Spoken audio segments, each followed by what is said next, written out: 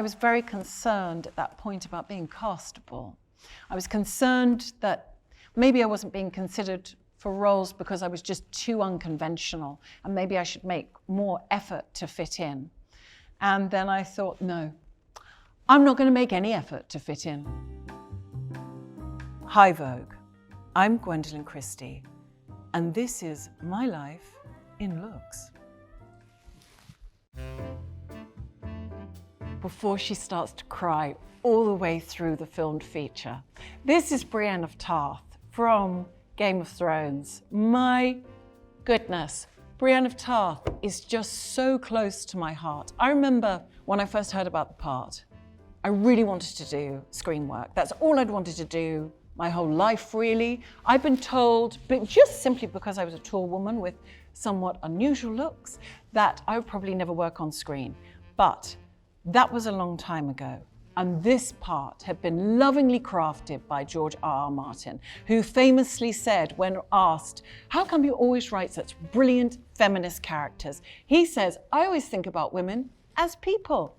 What I loved about this part, I truly couldn't believe it existed. I never thought a part like this would come about in television or in film. And I had to take my hair away. I had to acknowledge my height, my strength, my size, my androgyny, and also my vulnerability. And I also had to really get down the gym, which was probably the hardest thing of all to do. But this part I will never stop loving, and in it, it was a huge breakthrough for me, and I think has helped to contribute in some small way towards the landscape of how we see women in our modern entertainment, because the amazing thing was people loved the character.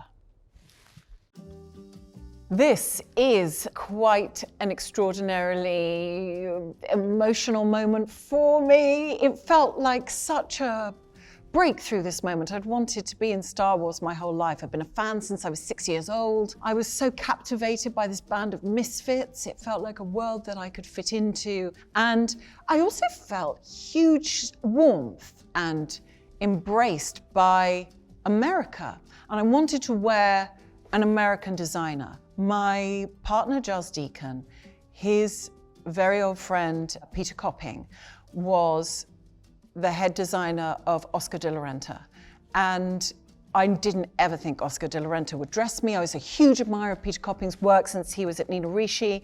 And he said he would love to. And he talked to me on the phone and said, Gwen, how would you like to feel? And I thought that was a beautiful way to approach it. And I just wanted to feel beautiful. And I wanted something about this mythic fairy tale of me managing to be cast in Star Wars and play this role that was about breaking the confines of a very closed down female experience, about inhabiting a different space, about female rage, about a transgressive woman. And I wanted to feel that myth around me. And so I had this beautiful dress made for me with my band of stormtroopers behind me here. She looks fearsome. Vivienne Westwood is someone I've admired my entire life. When I was growing up, I was always obsessed with fashion. The reason for it was that I loved design and I loved the ability to transform. That's what it seemed to offer to me, that on a day-to-day basis, you could become someone else. You could express something different about yourself. You could inhabit different forms. And I met Vivienne backstage at one of her shows, and it was like just genuinely a dream come true. She asked me to model in her show. And this was a unisex collection. And what I loved was that I felt like Vivienne and Andreas were doing what they always do, what Vivienne has always done so brilliantly, which is she has thought outside of the box. She's a revolutionary. She's a rebel. She goes against all conventional forms, but she does it with true excellence. And I felt that this collection was doing that. And I felt celebrated for who I was. This is a Giles Deacon dress. I think the secret is out that Giles Deacon is my partner. And Giles and I have been together for 10 years. Yet again, there's a theme here, something I never thought I'd been invited to. And he said, how do you want to be? How do you want to look? How do you want to feel? And I wanted to feel really alive and vibrant and sexual. And so So we looked at different forms. I also wanted to show my back because I was very strong and I wanted to show that strength. It was a true collaboration and I felt incredible. I felt really strong and vibrant and I felt like me. But I will love this dress forever. I've worn it many, many different times. A dress that's truly about love. This is a picture of me modeling in a Miu Miu show, beyond the realms of what I thought was possible. The reason this is so special is that we filmed Game of Thrones for a really long time. It was an incredible job. It was a tough job. And at the end of it, I just really wanted to feel beautiful and fabulous. What was amazing was that I went to Paris and my fitting, it was 1991. My fitting was at 1:45. I was incredibly nervous to meet Miuccia Prada, who's always been one of my design heroes. And I came into the fitting room and I was very, very overexcited about being there. I knew some of the people there, Fabio and Katie, and was really excited. And then Mrs. Prada asked us to be serious and asked me if I could be serious. And I felt mortified because I felt like I was worried she thought I wasn't being respectful. She was wonderful to me and she got me to walk around the room and then she said, just walk normally. And we sort of worked on the look. And I walked normally, but I didn't really want to walk normally. I wanted to model, but I thought maybe she can come round to this. So I just walked normally. And then the last time, I really modeled around the room like I'd been waiting my entire life to do. And she said, now that is amazing. This is Tomo Koizumi. Tomo is an incredible person, incredible designer, and I just thought, what an individual mind. And Katie texted me saying, what do you want to wear? Do you want to wear the Queen? And I said, which is that? And she sent me a picture, and of course, I absolutely wanted to wear it. What did go through my mind though, was that I was very concerned at that point about being castable. I was concerned that maybe I wasn't being considered for roles because I was just too unconventional and maybe I should make more effort to fit in. And then I thought, no, I'm not going to make any effort to fit in. I'm going to work really hard and do my best to be good at my job. I'm going to honor who I am and every single freakish thing about me. And I decided to wear this. And I remember I said to Giles, I'm going to wear this. And he said, have you seen the feet? And he sent me a picture from the cover from Women's Wear Daily. And I said, but they won't be feet on me. I'm a foot taller than that model. These will be flamenco style flares like Madonna in La Isla Bonita. And there we go. It wasn't easy getting down those, I think there were at least 50 concrete stairs in the platforms. Katie was very nice. She said, do you want to wear flats? I said, of course I don't want to wear flats. I want to wear heels. So I didn't make it easy for myself. This was the last premiere of Game of Thrones. I was working with the wonderful Jerry Stafford. And he was working with Iris van Herpen a lot then. And we met and we decided that I would wear this dress. I was so worried about doing this dress justice because Iris is an unbelievable designer. There is no one else quite like Iris.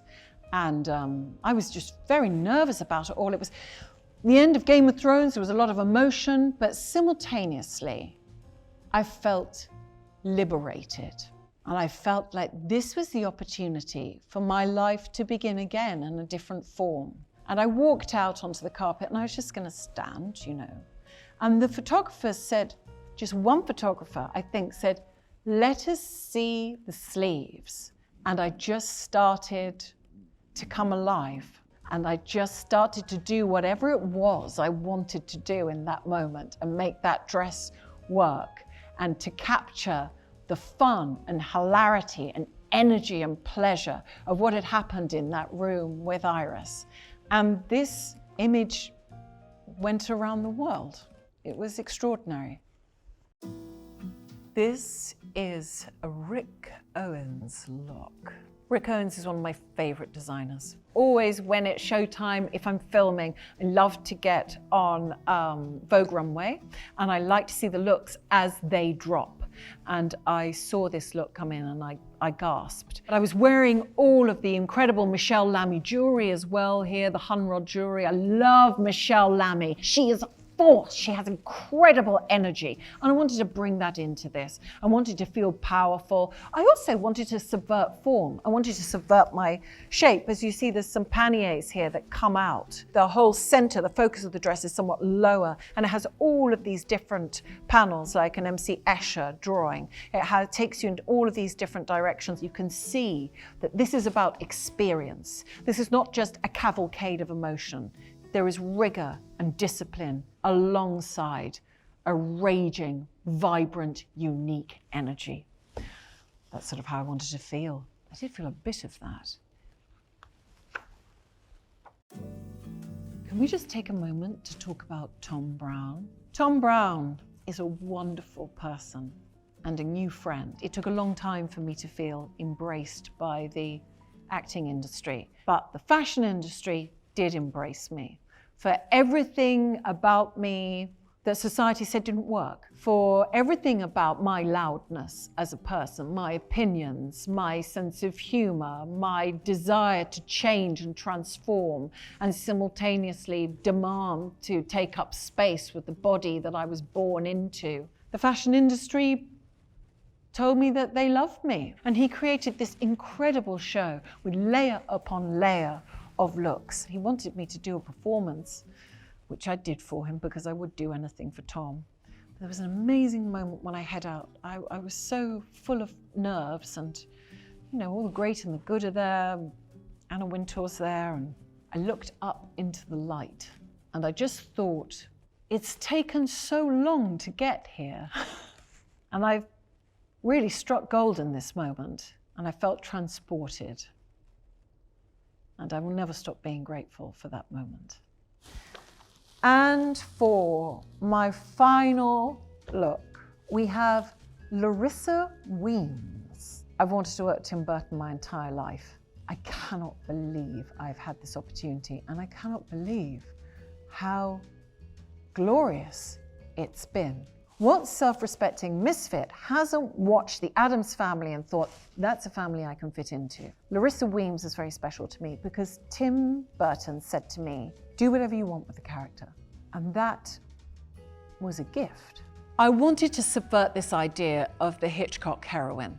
It was a part I would never have been cast as. I would never be cast to look that way. And I wanted this woman to be not a victim, but someone ruthless. Someone that's grown up being in the shadow of Morticia, someone that's used to being second best, someone that's used to nothing ever quite being good enough. And I figured that she would look to our magic portal, to the cinema, in the same way that I had when I was growing up, and would want to embody one of those heroines. I was overwhelmed to have the opportunity to work with Colleen Atwood. I think Colleen had recently bought a secondhand poster of The Birds with Tippi Hedren, and she said to me, that's who I think you are.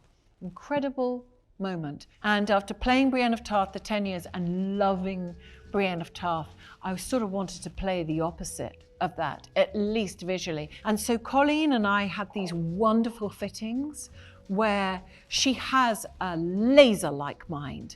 She always made me feel celebrated. She made me feel that my body was beautiful, I am beautiful, that I wear clothes well, that my ideas were welcome and relevant. And I changed my silhouette a little bit. I'm not telling you because I'm not going to tell you everything. But we altered and changed the silhouette a little bit. But we kept her shoulders strong and these strong collars so that the face was always presented. Certainly in Game of Thrones, when I was playing Brienne of Tarth, that character was having to overcome a lot of shame regarding the way society treated the character. But this is a character who is bold and assured and proud and presenting herself to the world.